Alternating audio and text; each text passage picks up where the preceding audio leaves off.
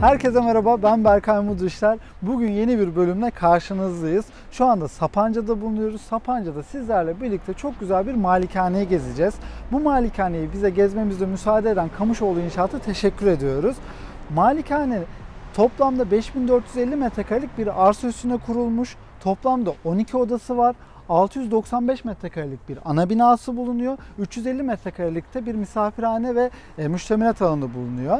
Ve şu anda satışta 16 milyon TL'lik bir satış rakamı var. Evin girişinde bizleri demir dekoratif bir kapı karşılıyor. Bu kapının devamında 6 otoparklık bir araç yerimiz var. Hemen otoparkın karşısında da müştemilat ve misafirhanemiz var. Toplamda 350 metrekarelik bir alan ve bu yoldan yürüdüğümüz zaman bizleri bir süs havuzu karşılıyor.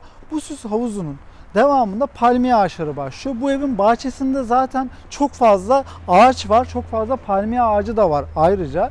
Bu eve güzel bir görüntü katmış. Hemen girişte sütunlar gözümüze çarpıyor ve beyaz bir pivot kapı gözümüze çarpıyor. Bu sütunlar evin diğer tarafında aslında dış mimarisini daha iyi göreceğiz. Evin tasarımına dair bize bir mesaj veriyor. Sütunlu bir tasarım bu evin dışı. Hemen girişte bahsettiğimiz gibi bir pivot kapı bizi karşılıyor. Bu pivot kapıdaki altın renklerde yine evin içinde çok fazla kullanılmış. Hadi içeriye girelim ve başlayalım. Evet. İçeriye girdiğimizde ilk gözümüze iki tarafta da kırıklı ayna kullanılması gözümüze çarpıyor. Hemen devamında da bir salon alanı var. Karşılama salonu gibi yapılmış. Ancak salona geçmeden sütunların giydirme yapıldığı, turkuaz renkte giydirme yapıldığı gözümüze çarpıyor ve bu sütunların üstünde altın desenler kullanılmış. Evin genelinde zaten altın desenleri bol bol göreceğiz, bol bol da söyleyeceğiz. Hemen karşılama salonuna girdiğimizde sağ tarafta bizleri Chester koltuklar karşılıyor. Bu Chester koltukların arkasında da güzel bir ayna kullanılmış. Bu aynanın ortasına da ahşap tasarımda dekoratif bir malzeme yerleştirilmiş. Bu Chester koltukları geçiyoruz. Burası oturma alanı gibi yapılmış. Ortada ise 6 kişilik bir yemek masası koyulmuş. Yemek de yiyebilirsiniz, oturabilirsiniz de açıkçası. Hemen sağ tarafta da odanın doğal ışık almasını sağlayacak 3 tane büyük kapımız yer alıyor.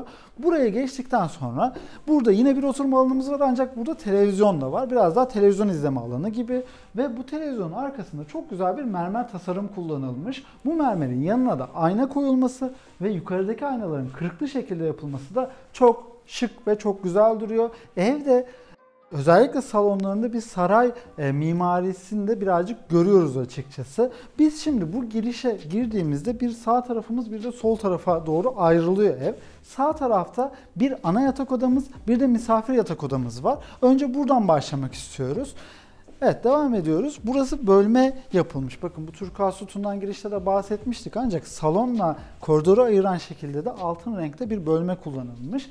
Hemen misafir yatak odasına gelmeden önce de sol tarafta bir vestiyer alanımız var ve misafir yatak odasına giriyoruz. Salonda karşılama salonunda yerler seramik devam ediyordu. Misafir yatak odasına geldiğimizde ise parke şeklinde devam ediyor. Salondan, karşılama salonundan daha ve normal salonda göreceksiniz. Daha ayrı olarak bu odalar daha sade ve şık tasarlanmış. Çift kişilik bir yatağımız var ve bu yatağın arkasında önce duvar kağıdı mı diye ben de merak ettim. Gerçek tuğla şeklinde kaplama yapılmış. Hemen burada da kare şeklinde pencerelerimiz var ve toplamda 4 kapaklı bir dolabımız ve makyaj masamız bulunuyor. Misafir yatak odasında geçtikten sonra hemen odanın devamında banyo, tuvalet alanı bulunuyor. Banyoya geldiğimizde öncelikle banyo dolabından bahsetmek istiyorum. Kırmızı seçilmiş, kırmızının üstünde krem renkte bir tezgahımız bulunuyor ve altın renkte musluklar seçilmiş. Hemen banyonun devamında da ana yatak odası başlıyor. Ana yatak odasının girişinde sağ tarafta direkt banyo, tuvalet alanımız var. Önce buraya bir bakalım. İçeriye girdiğimizde bizleri 2 tane lavabo karşılıyor. Bu lavaboların 2 tane olması yine güzel düşünülmüş. İlk videomuzda da 2 tane lavabo olan bir alan vardı. Bizim çok hoşumuza gitmişti. Beyaz dolabın üstüne de siyah mermer kullanılmış ve arkada çok güzel bir duvar kağıdı var.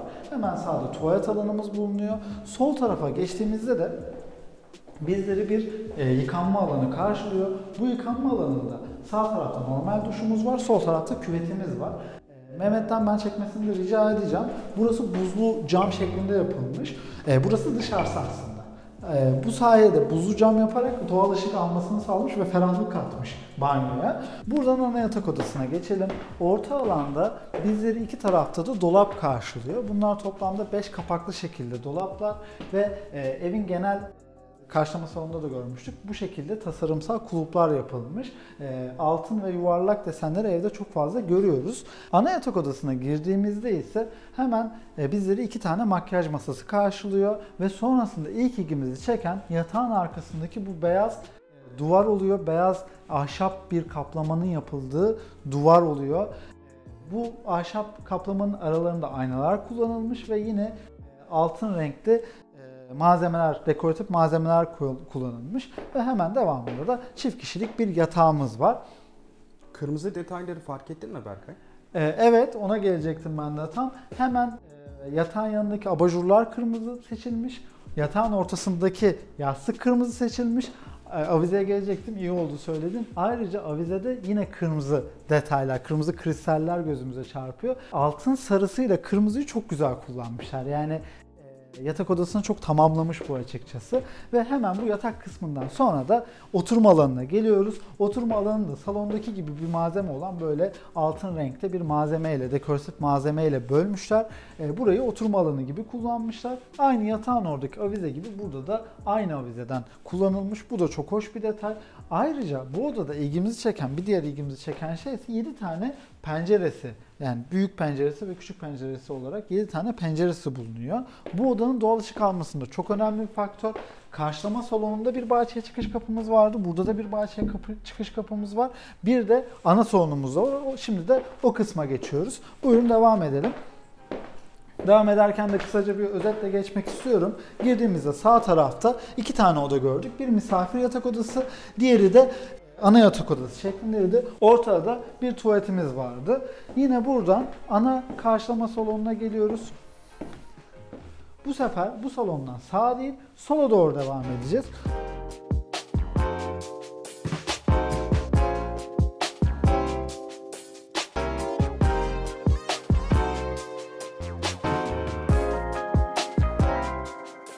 Sol tarafta yani evi iki bölüm gibi düşünebilirsiniz. Bir sağ tarafı var karşılama salonunun, bir de sol tarafı var. Sol tarafta ana salonumuz bulunuyor. Ana salonun dışında da 2 tane misafir odamız ve havuzumuz bulunuyor. Biz önce ana salondan başlayacağız. Ana salonda direkt karşımıza siyah pivot bir kapı çıkıyor. Piyano siyah kullanılmış diyebiliriz bu kapıda. Hemen girdiğimizde solumuzda toplamda 8 kişilik bir yemek masası var. Yer seramikten bu sefer mermere dönüyor ve yemek alanı için bir basamak yapılmış. Bu basamağa çıktığımızda ise 8 kişilik bir yemek masası bizleri karşılıyor. Bu yemek masasında rengi ayrıca kapının rengiyle aynı kullanılmış ve vitrin de aynı renkte. Yani piyano siyahını devam ettirmişler.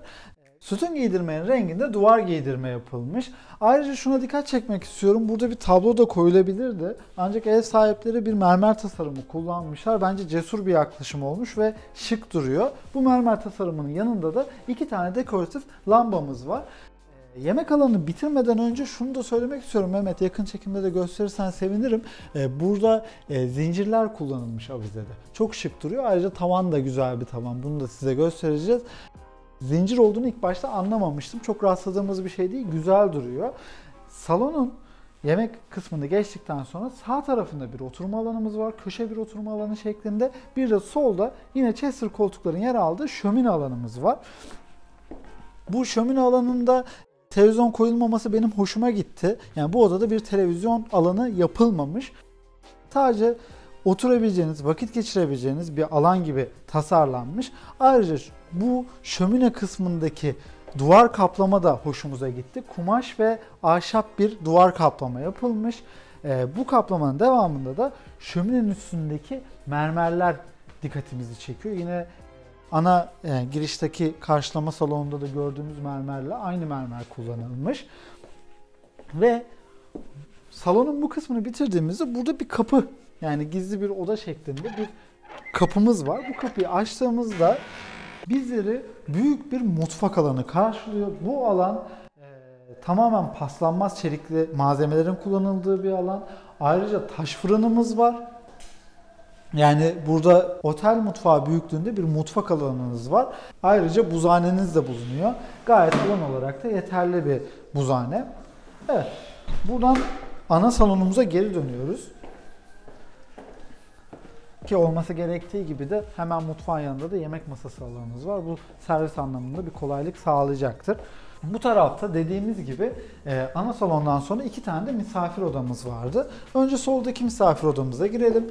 Yine zemin seramikten ahşapa dönüyor.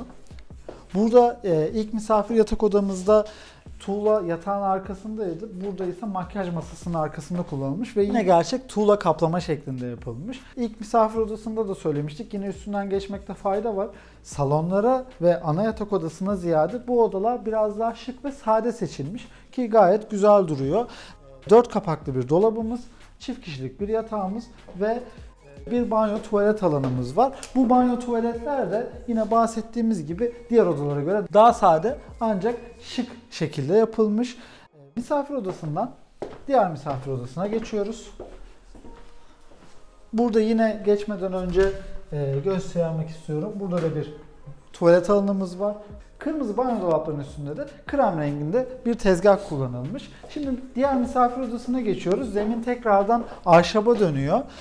Ve yatağın arkasında tuğla giydirmemiz, tuğla kaplamamız bulunuyor. Çift kişilik bir yatağımız, 5 kapaklı da bir dolabımız var. Makyaj masasının devamında da banyo tuvalet alanına geçiyoruz. İçeriye girdiğimizde de size şöyle bir detay göstermek istiyorum. Bakın burada bir pencere var. Bu banyonun tuvaletin sürekli ışık almasını sağlıyor. Benim çok hoşuma gitti. Pencerenin şekli de ışık detayının düşürülmesi de. Hadi havuz alanına geçelim. Havuz alanına geçerken sağ tarafta da bir el yıkama ve çamaşır odamız var. Buradan da merdivenlerle yukarıya çıkabiliyorsunuz. Yukarıda şu an 2 tane oda var. İkisi de ardiye olarak kullanılıyor. O yüzden çok göstermek istemiyoruz size. Ancak 2 tane yatak odası yapabilecek alanınız var. Havuz alanına giriyoruz. Bu evi en kıymetli kılan detaylardan birisi buradaki havuz alanı. Çünkü 10 metrelik bir havuzunuz var, güzel bir saunanız var ve dinlenme alanınız var. Hemen havuza girmeden de yine duş alabileceğiniz bir alanınız da bulunuyor. Bizim bu evle alakalı en sevdiğimiz detaylardan birisi bu oldu. Çünkü yaz kış yüzebileceğiniz bir alanda size sunuyor. Şimdi karşılama salonuna geri dönmek istiyorum. Oradan bahçeye geçelim. Geçerken de kısa bir özet yapalım. Havuz alanını gördük. Burada bir el yıkama ve çamaşır yıkama alanımız var. Burada bir misafir odamız var. Tuvaletindeki penceresini beğendiğimiz odaydı. Ortak tuvaletimiz var. Sağda yine misafir odamız ve ana salonumuz var. Karşılama salonuna geldiğimizde de girişte bahsettiğimiz gibi bahçeye açılan bir kapımız var. Buradan sizlere bahçeyi tanıtmaya başlayalım.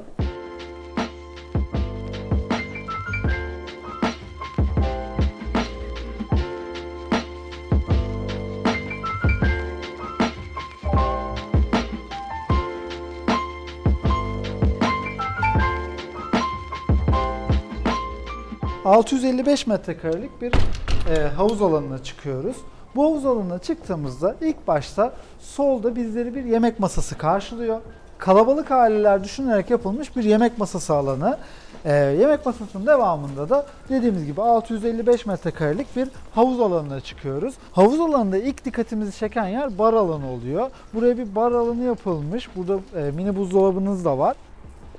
Buradan kolaylıkla havuza servis sağlayabiliyorsunuz. Buraya daha fazla devam etmeden önce evin dış mimarisiyle alakalı gözümüze çarpan detayları söylemek istiyorum. Girişte de söylemiştik, bir sütunlu bir tasarım var. Ayrıca iç avlu da gözümüze çarpıyor. Türk mimarisine uygun şekilde yapılmış. Ayrıca çok fazla da pencere kullanılmış. Burada köşede bir oturma alanı yapılmış. Şu anda tabii kullanılmıyor, buralar kış olduğu için hala duruyor.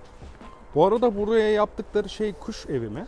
Evet, oraya bir kuş evi koymuşlar. Güzel düşünülmüş. Onu da söylemişken orada bir de taş ocak fırınımız var tekrardan. Onu da belirtmiş olayım. Bahçeye doğru devam edelim. Bahçe büyük bir bahçe. 5400 metrekarelik bir alanımız var. Videonun başında da bahsetmiştik. Şunu da sormak istiyorum. Burada bir ağaç var. Çok ihtişamlı, çok güzel duruyor. Bunu takipçilerimizden adının ne olduğunu bilen varsa, benim çok bilmediğim bir alan açıkçası. Adını bilen varsa lütfen bize belirsin. Çok hoşumuza gitti çünkü.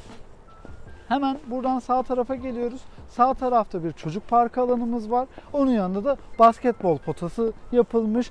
Bahçe dediğimiz gibi geniş bir bahçe kullanımımız var. Burada rahatlıkla vakit geçirebileceğiniz alanlar söz konusu.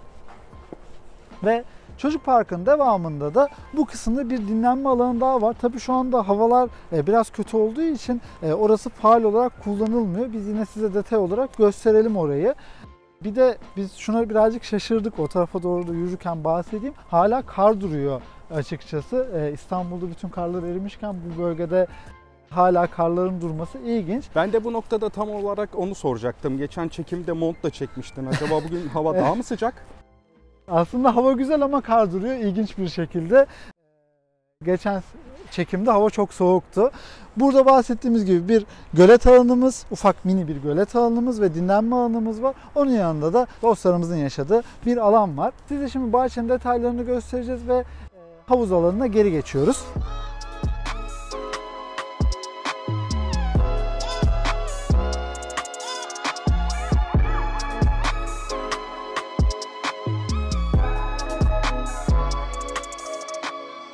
Evet, bir gezimizin daha sonuna geldik. Bizler için çok keyifliydi. Yeni keşifler yaptığımız bir tur oldu açıkçası. Umarım sizler de çok beğenmişsinizdir. Lütfen kanalımıza abone olmayı, videolarımızı beğenmeyi ve yorum atmayı unutmayın. Yorumlarınızı özellikle bekliyoruz. Yani göstermeyi unuttuğumuz yerler olabilir, çekmemizi istediğiniz artı bir yerler olabilir. Bunları bize belirtirseniz çok seviniriz. Şimdi sizleri bu malikanenin gece görüntüleriyle baş başa bırakıyoruz. Görüşmek üzere.